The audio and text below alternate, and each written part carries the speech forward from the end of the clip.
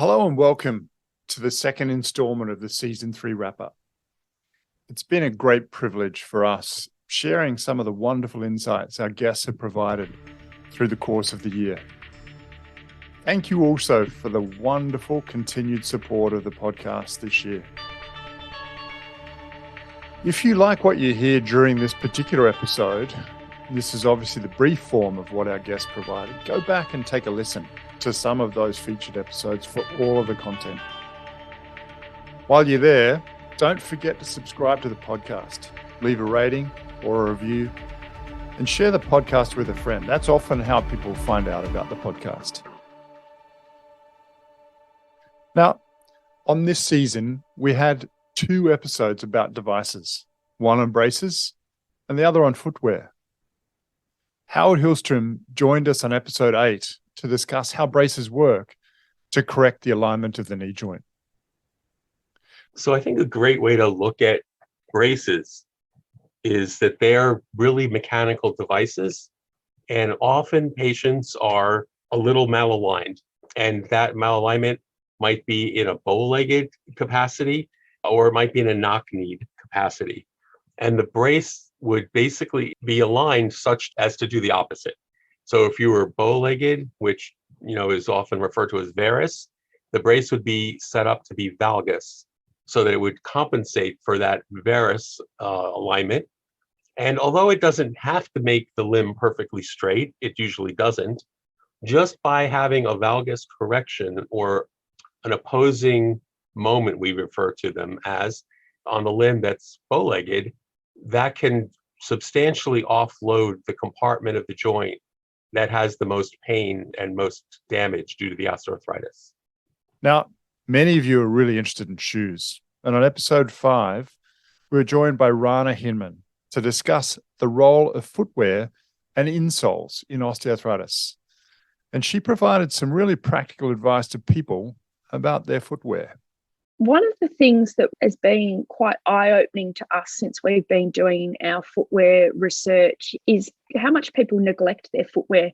So when we've done our trials, we often get our patients to bring in their most commonly worn shoes, a few samples of them in so we can have a look at them, and we take photos and have a look at them. And we ask them how old they are. And you'd be shocked at I'm shocked at how old. And it's like, I don't know whether, I think it's probably a couple of things, whether it's just something that people don't worry about, don't want to go and buy shoes, or maybe they're just a pair of old favorites and no one can bear to part with their shoes. But really, we've seen, I think people don't appreciate how quickly shoes and the soles wear down. And so people need to really be in tune with how old their shoes are.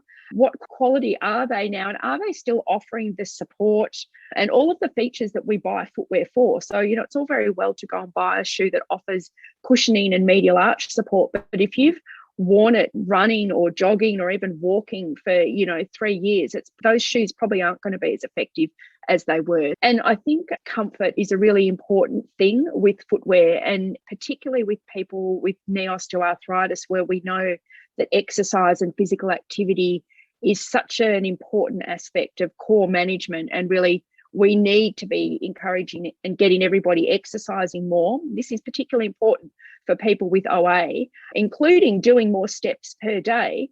In order to do that, having comfortable footwear that feel good and help encourage you to go walking is so important. So I would really encourage people to invest in a reasonably good quality, comfortable pair of walking shoes that fit well, that aren't too small, that don't rub, and just so that it really does enable and facilitate that sort of participation in exercise that we know is so important. Blake Deere spoke about the common psychological conditions in adults with osteoarthritis and how different mental health conditions can affect individual experiences. We know that mental health difficulties can affect people's experience and trajectory with chronic health conditions like OA in lots of different ways. One is, I guess, that they can rob people of their motivation and confidence to learn about the things they can do to manage their condition. So that's one obvious way that it affects people. They're not confident to do any exercise or to go out or to change how they do things. They may not be motivated for that. It can also affect how people engage with their health professionals. For example, whether if they're prescribed medications, they may not take their medications because they don't have the motivation, they can't remember, they're out of a routine. They may really struggle to stick to lifestyle recommendations around what to eat and how to exercise and how to get enough sleep, directly as a result of anxiety and depression. We also know that anxiety and depression can increase people's experience of different symptoms. So pain is a common one, where we know that when people are struggling with depression or are stressed and anxious, for a whole range of reasons, they tend to experience pain as more severe. On episode 12, Mariana Wingwood spoke to us about the physical activity guidelines for older adults, and again, gave some really good practical advice about what you should be doing. So any physical activity is good. It used to say that people should do at least bouts of 10 minutes of activity at a time, but really any movement is good movement. Really the goal of having about 150 minutes of moderate intensity activity. You can also do 75 minutes of vigorous activity or combining those two in an aerobic form. Then it's really important to incorporate muscle strengthening at a moderate or greater level, and that should be done twice a week or more. And, those pieces are actually the same for older adults as well as younger adults. For older adults, it's also really important to include what they call multi-component physical activity. And that really just means emphasizing balance and strength training that helps complete functional tasks throughout the day.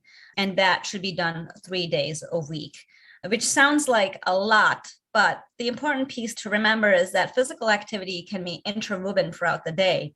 Activity can include gardening. It can include going for walks with friends. It can include carrying groceries, which tend to be heavier. So all those pieces are counted for that. Grace Lowe joined us in episode 14 to discuss the benefits of walking on knee pain and the results of a study she had recently conducted. Amongst the people who had radiographic knee OA, but no frequent knee pain, the people who walked were much less likely to develop frequent knee pain after 4 years of observation compared to the people who didn't walk. So the difference was like 37% amongst the people who did not walk. And then the people who did walk, it was like 26%. So there was 11% difference in the people who actually did versus did not walk. And that translated to like an odds ratio of 0.6. So like a 40% improvement in this particular outcome. So that was like the biggest finding. Along those physical activity lines, on episode 15, Christian Barton joined us to speak about running and its health benefits. Yeah. I think number one, it's enjoyable for many people. So that's really important, good for mental health and well-being. But if we take a public health perspective, we know that physical inactivity is a key risk factor for at least 35 different chronic diseases. So we're talking heart disease, diabetes, many cancers, depression, Alzheimer's, etc. And running provides a really inexpensive and accessible form of moderate to vigorous physical activity that you can take anywhere. You can be traveling and run. It's a great way to explore new cities and new places. And I think that's one of the reasons people turn to it and really, really enjoy it. There's a few systematic reviews out there looking at health benefits and how much running can be beneficial. Without going too much into the details, we know that regular running participation has all these health benefits related to physical activity. If we'd use a really simple stat of we all would love to live as long as possible because life is hopefully enjoyable. And we typically see from systematic reviews published, the life expectancy of a runner is about 3 years longer than a non-runner. So I think that's a really nice stat for people to think about out there. And that's regardless of other health profiling characteristics. So if you're a smoker or if you're a heavy alcohol drinker, if you're male or female, if you're older or younger, if you can be regularly participating in activity like running, you will live longer. Now, that's not to say that we should start smoking and drinking and do all those other things, but regardless of all those other things, running is very beneficial from that perspective. It helps our sleep, mental health, helps our immune system, which is really important. So there's so many different benefits. The other thing is that, and this is probably going to be an important theme of this conversation is that our bodies are living things and they need stimulus in order to age well. And so if we don't place any loads on our tissues, then they actually deteriorate much faster. So we get weaker muscles, we get weaker bones, we get weaker joints, we get cartilage thinning, for example, when we think about osteoarthritis. So running's a nice way to provide some stimulus. And one of the terms I'll often use with people is it's mechanotherapy, which is a term that was really pushed heavily by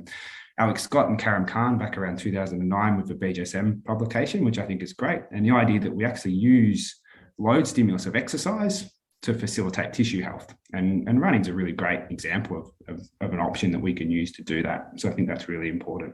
On episode 18, Tasha Stanton spoke to us about common pain beliefs in osteoarthritis and how they can impact the uptake of evidence-based treatments.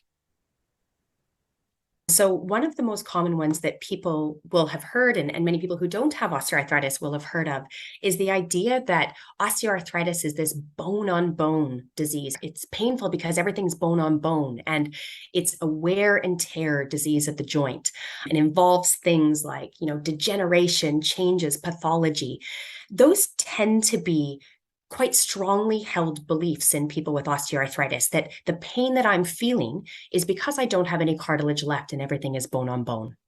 If we hold really strong beliefs that, I have pain because I have no cartilage left and my bones are rubbing against each other and it's this degenerative disease that's just going to get worse over time, it makes absolutely no sense to exercise or to undertake activity. Because when we talk to people who do have osteoarthritis, they'll say things like, why would exercise make this any better? If it's a wearing out problem of my joints, why would doing more activity work? Wouldn't it make it worse? Or like, why is it important if I strengthen the muscles above and below my knee? If it's bone on bone, why would that help? And I think those are absolutely valid things to think.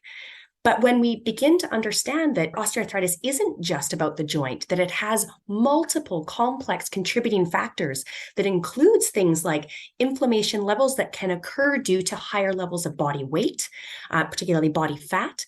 It can include higher levels of inflammation due to diet. It can include changes to kind of the sensitivity of our pain system.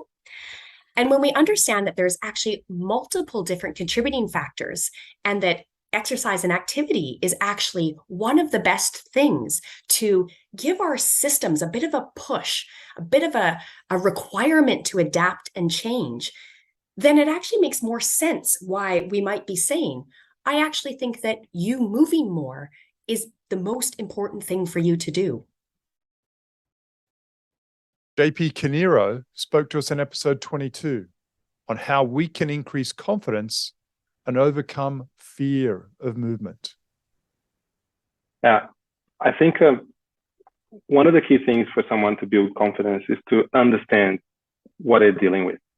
So to get their understanding and reframe that understanding and use the word joint health, I think patients often come in with the idea of disease. They just think of the bits of the knee that don't work anymore.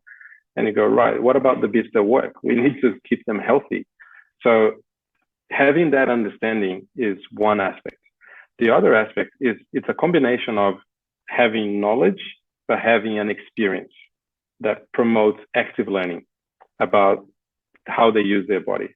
And that experience is guided by a clinician that will listen to your story, that will look at how you use your body when you're trying to do the activities that are provocative or you're frightened of, and help you modulate how you use your body and try to understand why you're using your body in that way.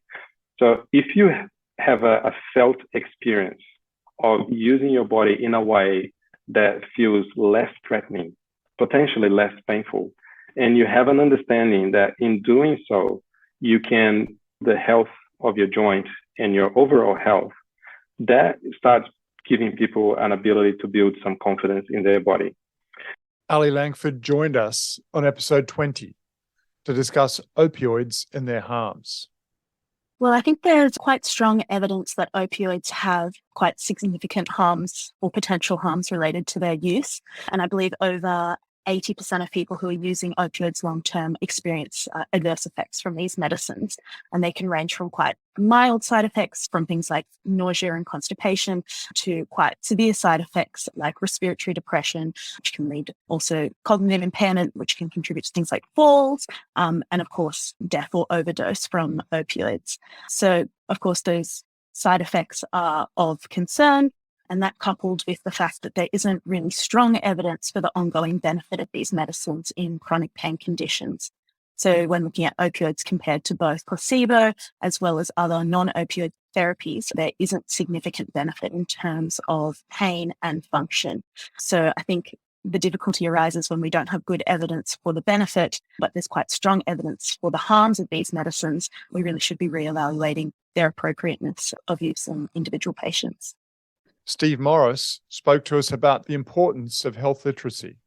So the first element is that the individual skills needed to find, understand, appraise and apply information. So there's 4 aspects of skills, many of which can lead to inadequate health literacy.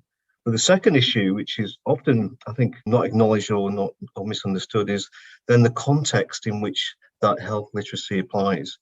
And that often leads to, or is caused by the demands that the health system puts on the individual, whether the demands of an institution or demands of an individual health professional.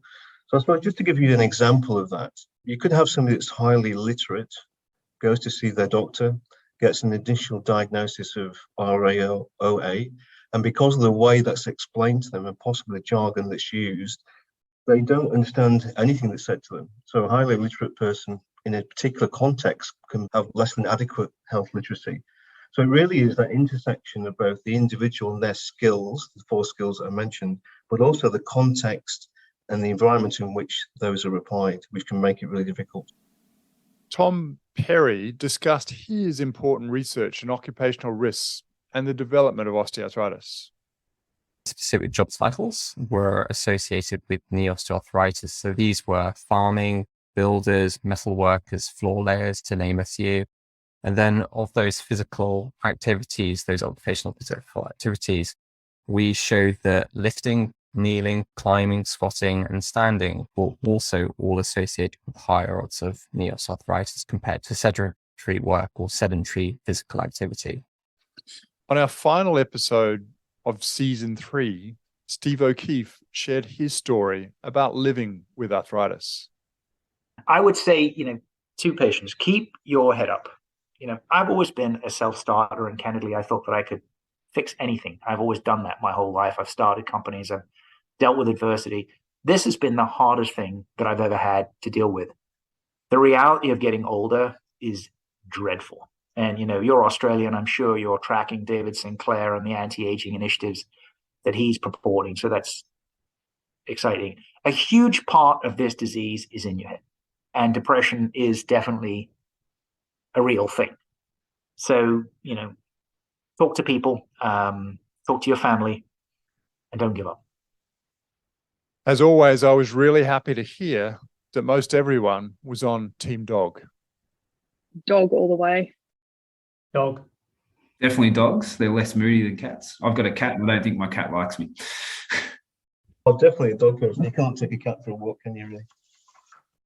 Our guests also provided lots of words of wisdom and advice to people living with osteoarthritis.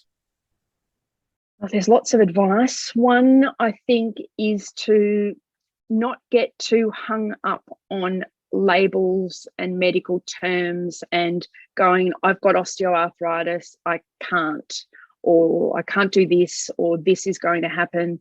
I think my message is focus on what you can do and what you can do to manage your condition and continue to do what you want to do and improve your situation, rather than focus on a medical term that really doesn't really tell us what's going on or what's going to happen to you in the future. Don't give up and keep moving. We used to think in the 70s and 80s that the most important metric for health was blood pressure. And not to say that it's not an important metric. Certainly it's an important metric. But I would say today in the 2000s, 2010s and 20s, it's movement. If you can move, then nobody can put a tag on your toe. And if you can move, you're able to build your muscle mass, you're able to build your aerobic capacity, you're able to reduce body mass, through exercise, and keep your strength of your muscles and the integrity of your bones in terms of bone mineral density and all of that good stuff. So I would say move. One's journey with osteoarthritis is different. I actually will admit, even though I do all these crazy activities and people are always shocked, I was actually diagnosed with osteoarthritis at the age of 28. And my physician told me to stop running, stop doing everything that I was doing, but it was such a big part of my identity. I couldn't really fully let go of running. So I switched to more trail running and more Ironmans, which also have a lot of running, but focusing on cycling. But my point is that everyone also has a bad day and good days, no matter what. And even though I remain active, there's days where my pain and swelling is really unhappy with me, let's just say it that way. And I have to modify things, and it's okay to modify it, but it's important to be able to go back to the things that bring you joy, because, that's really, really important. And for me, that's remaining as highly active as I can. And it's important for whoever you are to find what brings you joy day-to-day basis. Your body is amazing. It adapts, but it needs the right stimulus to optimize that adaptation. So don't give up on running and seek help to ensure that you do that. Don't chase the quick fix. I think I would just say your journey is not determined. It is not inevitable that you will need surgery. Your future of osteoarthritis can be constructed. There are many things you can do to help, and it can improve. And I think believing that deep down in your gut makes all the difference. So again, in closing, if you like what you heard, go back and take a listen to some of those featured episodes for their full content. There's lots of wonderful insights and thoughts from our guests. As we draw towards a close for the year, happy holidays. I hope you enjoy a wonderful break with family, friends. We'll be back in the new year. And in the interim, subscribe to the podcast so you don't miss out on any new episodes. We'll look forward to catching up with you again soon. Thanks again for your continued support. And between now and next year, do take good care of yourself.